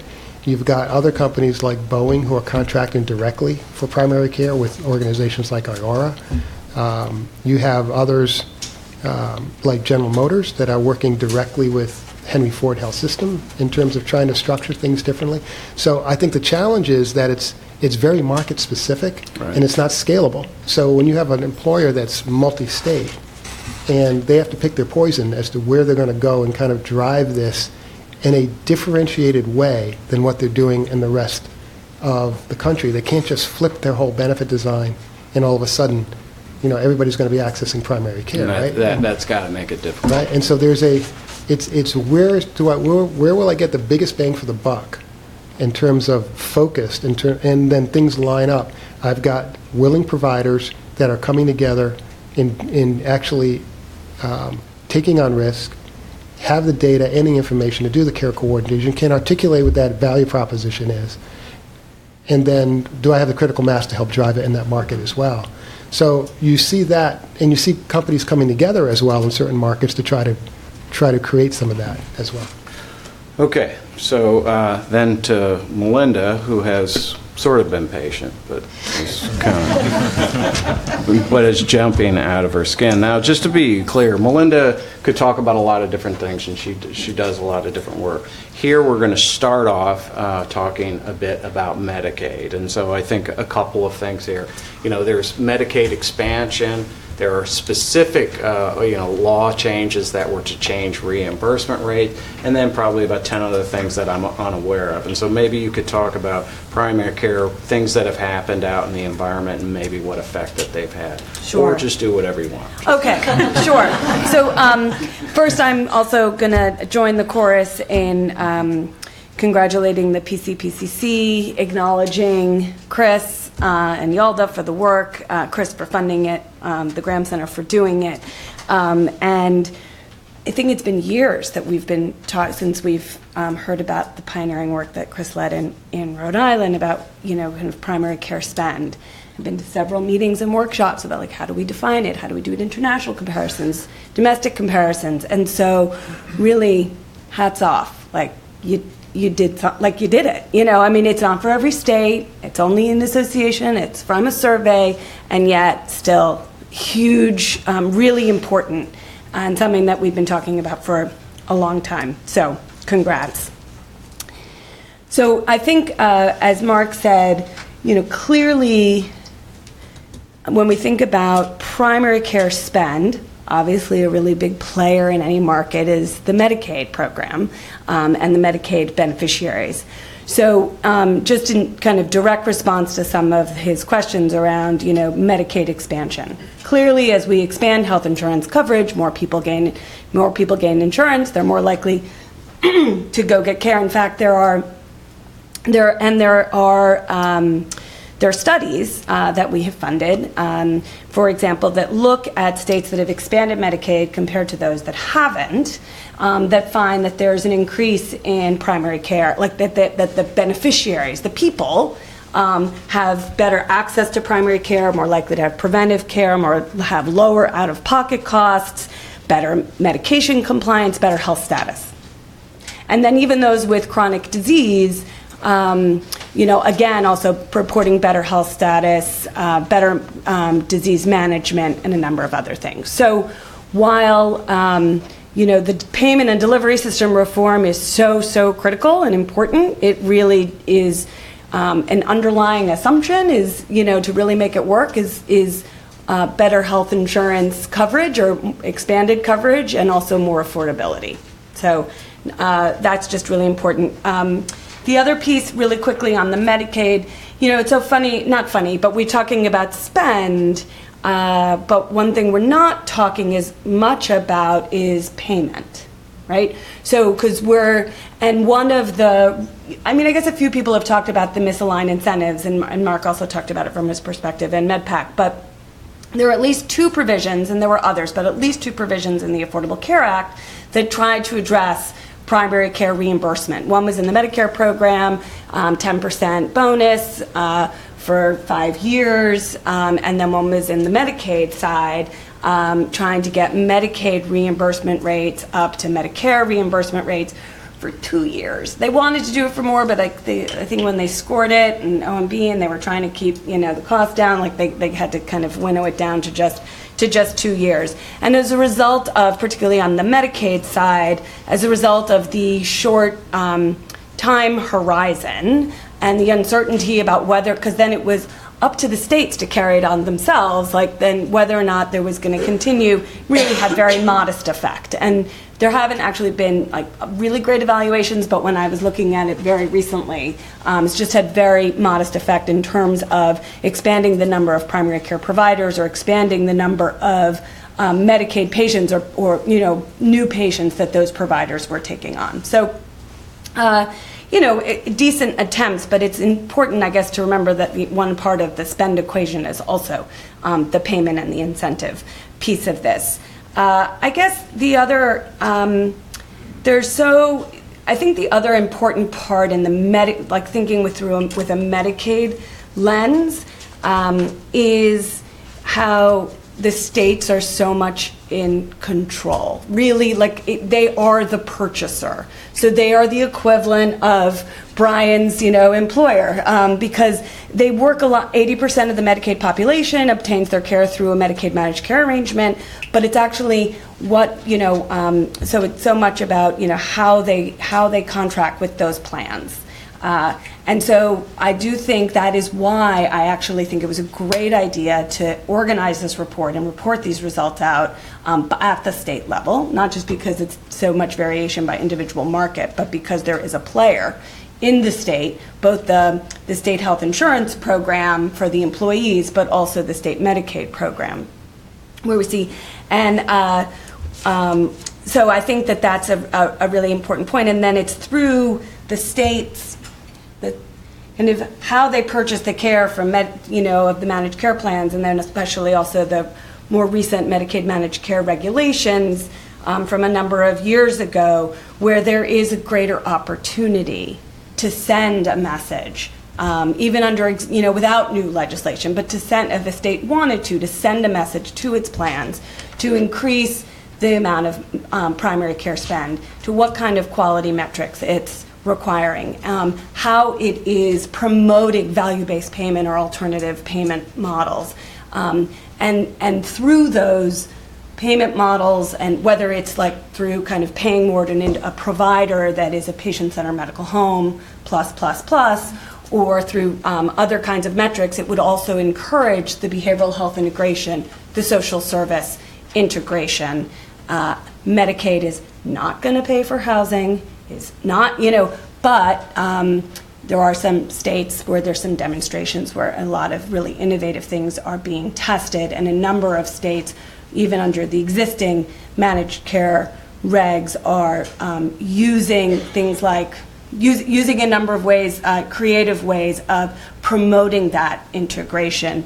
That is not just about promoting primary care spend, but also helping to reduce healthcare costs and improving the health of the population. So happy to talk more about that during the Q&A if people want to talk about it. Well, just one quick thing for you. So we asked you to talk, and I know you think about things other than just Medicaid, and you think about delivery reform broadly. We asked you to talk about Medicaid here today. Is there anything else that, either in your own work or something, anybody else said that you'd like to react to? Well, I really want to hear the results of Brian's whiteboarding of what primary care looks like. So that's what I want, because, and I thought I really appreciated you raising, kind of all those disruptors in the market, because it is so easy in this room to have this conversation and think about primary care in very traditional ways, and primary care is changing, and we all know it, but it's so easy to kind of forget it when we get into this room and start talking about primary care spend. And I've just been in a lot of meetings recently with a lot of different innovators and disruptors and aggregators of those disruptors, and to be honest, a lot of it is actually just working around the providers altogether. Mm-hmm. It is going straight from plan to beneficiary, or plan to patient, through telemedicine and other things. And I think that there is a way for us to embrace all of that and to kind of come up with a new model, but it's just something that that strikes me. The second thing I will say is the multi-payer nature of how important it is, whether it's Medicaid or the employer. And I also, again, appreciated your comments about how hard this is to do. No matter which stakeholder you talk to, they say, I can't do it alone. And it's not just finger pointing. It's like they really feel disempowered. And so actually it is these multi-payer, multi-stakeholder collaboratives that are so important.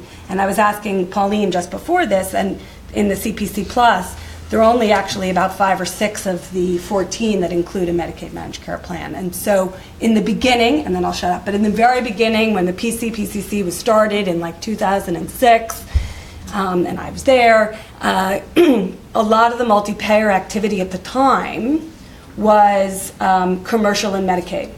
And we could not get Medicare to the table. And then the Affordable Care Act passed, CMMI, is established. They put out a number of initiatives, some of which predated the Affordable Care Act, but they kind of come under that umbrella. And then the commercial payers go, but I feel like Medicaid, like the price of entry for Medicaid is complicated and difficult and different, and something that I think we still need to further investigate, because really for that, it works for the state health employees potentially, and for the commercials, but it's a little bit harder for the Medicaid program, so they're often kind of separate. And so actually, but really to kind of build a strong, robust foundation of high-quality, comprehensive primary care, we're going to need all the payers. So you didn't have any other comments beyond? I'm sure she says 1 minute. Yeah, we're down. No, I really appreciate it, and I wanted you to go in that direction. I also thought a couple of comments that you made just there.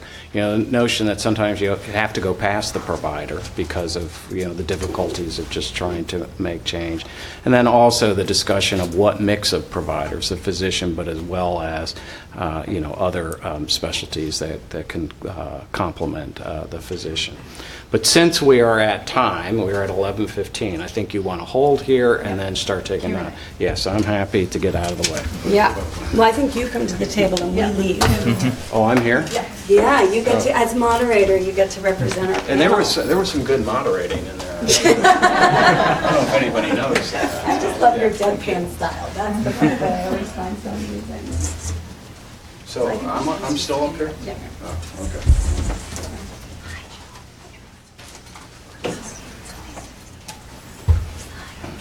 Okay, now it's your time. All right. Yeah, but I'm going to stay There's up. a mic I'm going to that's stay up. roving now. Okay, around, knock yourself out. For everyone who has joined us today in person. Sorry for folks on the webcast. We will not be taking questions from the webcast. Follow up with us. We're happy to answer your questions, and we look forward to your continued engagement. So what we have here is our two moderators and our lead researcher. They can answer the question, or they can ask one of the panelists to answer the question. So we'll leave it up to their discretion. But now we would really welcome your comments, your insights, and questions from the participants. Don't be shy. Who's first? All right. I'm doing this for you. Thanks for the invitation. So Dr. Okeke, I wear two hats, partially with Johns Hopkins Healthcare, and then also as an independent consultant supporting Dr. Half with the Maryland Primary Care Program. Formerly, faculty lead for CPC Plus. So see you later. So the question I have here is in the MD-PCP program, at least currently, there has been need to keep talking to providers, to hear them, to listen to what their needs are. And two providers actually asked us point blank and said, "Why do I think you're trying to sell me a used car?" And he said, both of them, they went like, "Save money for who?" And I think what I think we can do to expand on this, and I just want to hear your take on it, is how do we tie this whole cost savings, improved health outcomes, actually to GDP? Bring it down to the level at the state. The World Bank has recently released the Human Capital Index, saying that this all ties in together.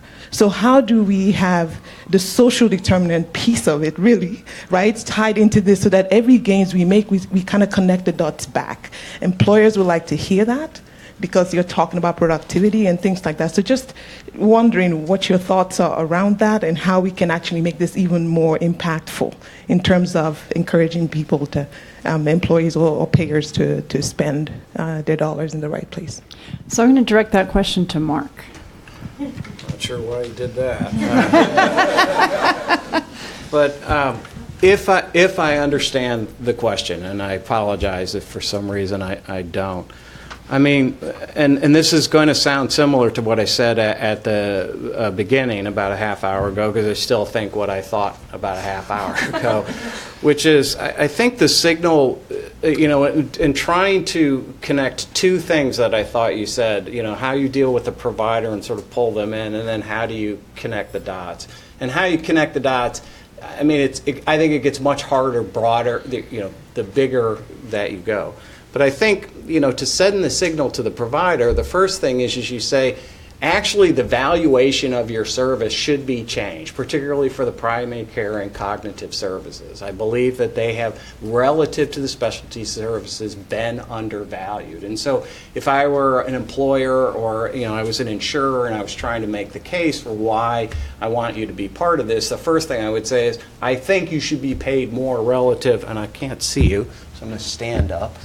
I guess we're going to do a face-off type thing.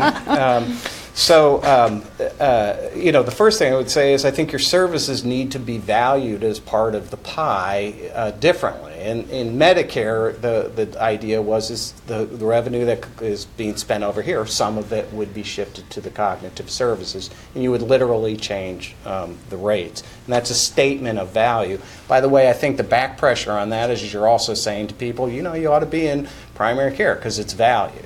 Then you try and put together a model that says there's also a performance base to this. I would tend to focus on outcomes, no emergency room, avoid the hospital, that type of thing.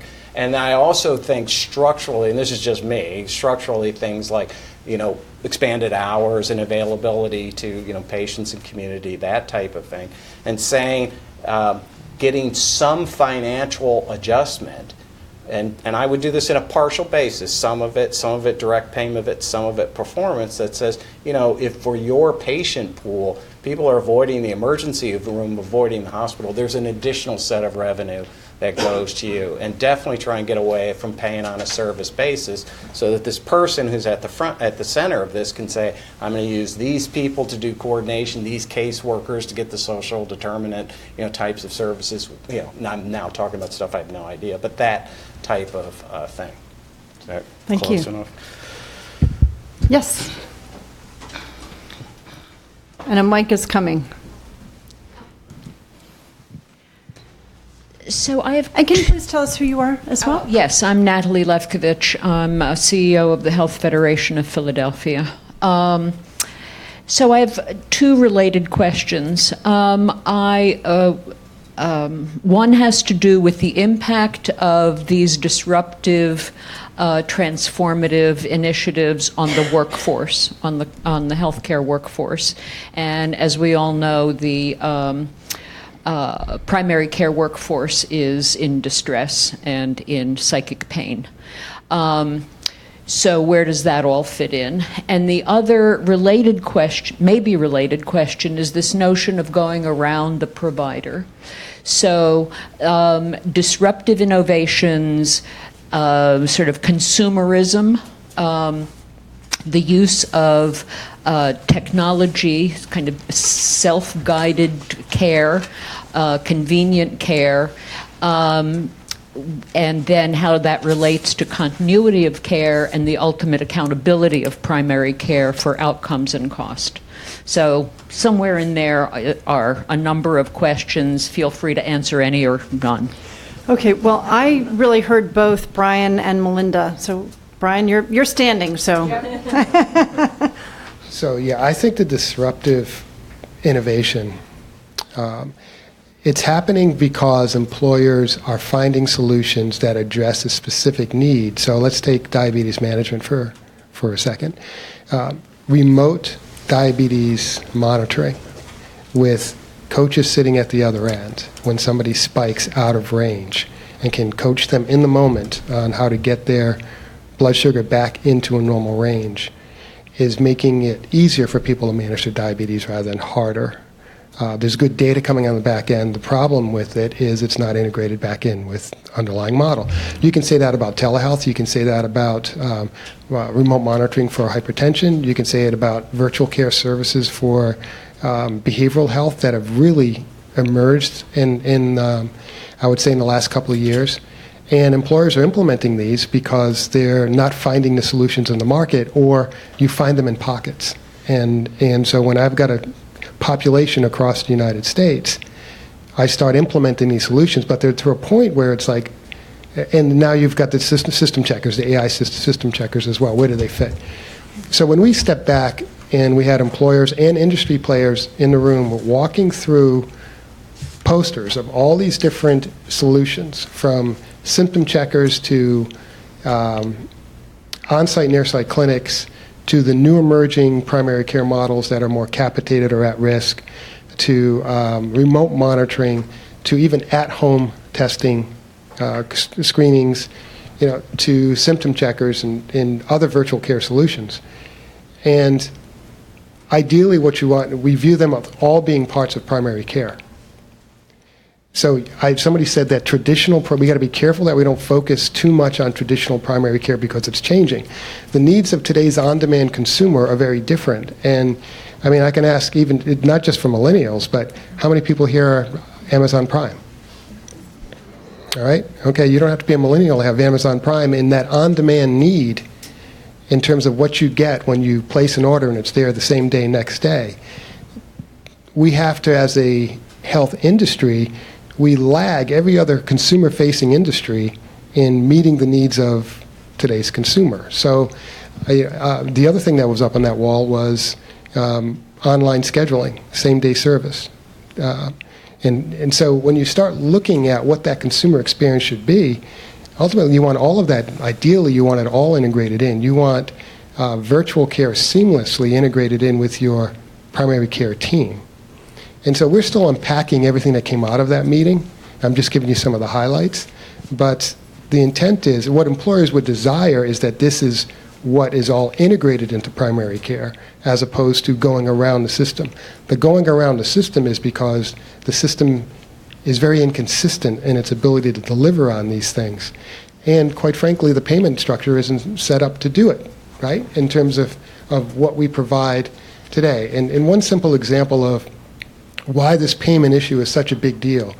So Boeing is contracting directly with Iora Health to provide primary care services. Some data on a particular patient who was a chronic user of the emergency room, also had allergies and was asthmatic. So what they did is they sent somebody into their house at no cost to that individual and cleaned the entire house, changed the filters, and that person wasn't back to the ER for multiple months. And you can't do that in a fee-for-service world today. But in a capitated environment where you're trying to do what's right for the individual, in terms of delighting a consumer, absolutely delighted a consumer. I think when we think about what primary care could be, that's where employers would like to see it go, and it integrates all these solutions. So Chris gave me the nod that he wanted to follow, and Melinda too. So and then I think these are going to be our last comments. I'll wrap, and then you can stay around for coffee. Go. So all I was going to say was also on the burnout question. It's real. Excuse me. It's real. Recent data show about 50%, at least 50% of doctors, and I know other data also shows it pretty high, actually increasingly with the other healthcare providers, but at least 50% of doctors are reporting burnout. Some of it has to do with electronic health records, but also when we looked at some of the data very recently, we saw that the amount of time spent on paperwork, let me think if I could get this right, it was about the 10% of their time, 33% reported that 10% of their time is spent on administrative work in 2011, compared to 70% reported 10% of their time are spent on paperwork. So it's just like, the point is like it's increased a lot. Sorry, I probably got the numbers a little screwed up. So everyone needs to care about that. One way of handling it, there are multiple ways, is actually using the team. We talk a lot about teams. Medical Home has always been about the team.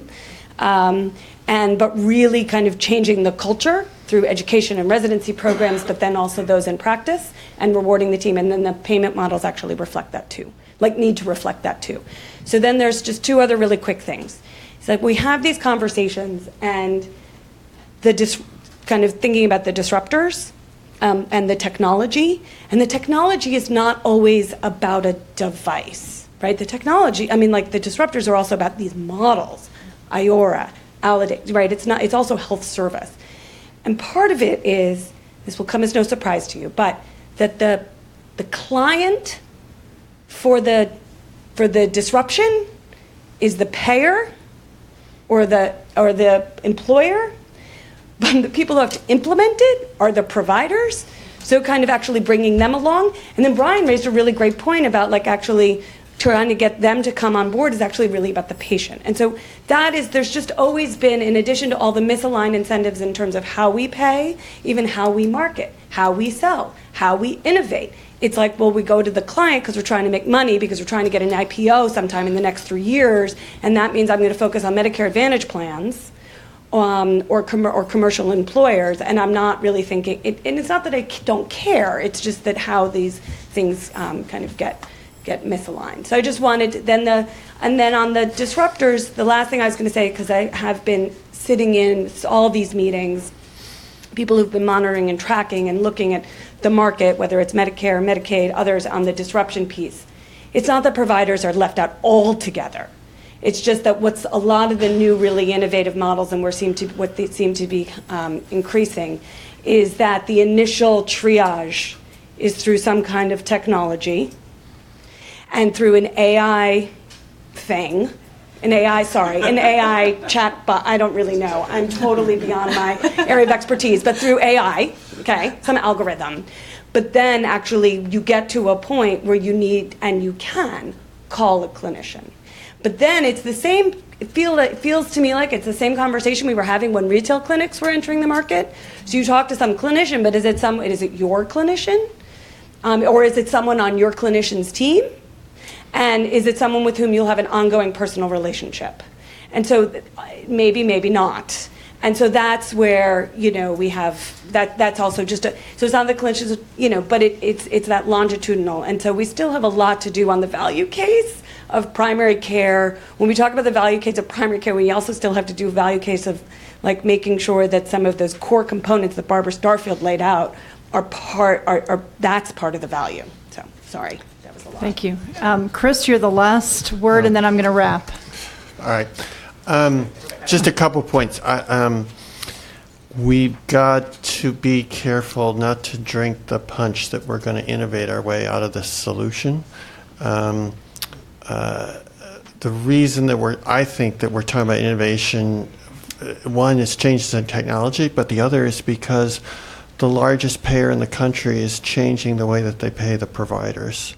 And that's because of the work that Mark was doing in MedPAC long before that finally was able to spring with the ACA. So we all have an interest in making sure that we keep our pedal to the metal around the way Medicare pays, because that's how all the other payers follow, which is a shout out to Pauline and her team for the work that they're doing. The other thing is that we all got to remember the game we're in here is having people live long, healthy lives where they can be all that they can be. If we could do that with cutting the heads off roosters, I would be all for that. The evidence around that is pretty slim. The evidence is strong around primary care, however we define it. So let's just remember that's the game that we're in. And a broad definition of primary care is really important. Primary care spend is just a tool to make sure that the payment reforms are going to the people who they're intended to go to and not ending up somewhere else in the system. I mean, that's why they're as important for an ACO as they are for a state or for a health plan. And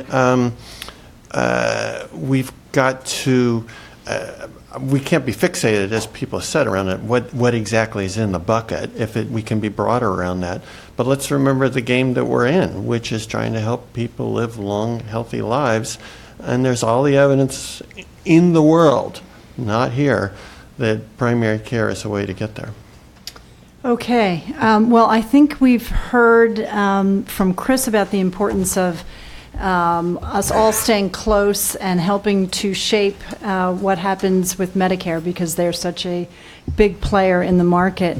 Melinda's theory of change about how critical state actors are in terms of shifting investment, which is why it is one of our really important policy priorities, because we also see states in their role as purchasers and also in their role as oversight of health plans in their jurisdiction as very critical.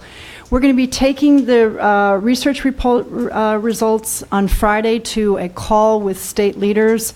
In April, we had 25 state leaders join our call. We expect to have even more on Friday. That's very exciting. We hope that this report sparks lots of conversation, more research, both at the national level and at the state level. But we don't want just conversation and research, we also want action. So that's really what we're going to be focused on. We set out a vision for primary care that FMA Health partnered with us to define. It's called the Shared Principles. If you don't know about it, go to our website and see the vision for primary care. Over 300 organizations have signed on. Great to have a vision, But if we don't change the way we pay and how much we invest in primary care, that vision will not be realized. And that is really what we are focused on. So I want to thank Milbank for their financial support, for the partnership with the Graham Center, for all of these fabulous speakers, for our wonderful PCC board chair, Jill Hummel, and for all of her leadership, for all of you coming today. It's been a really fabulous morning. Share the results of this report. We're happy to come speak about it, as is Yalda, and we look forward to action. Thank you.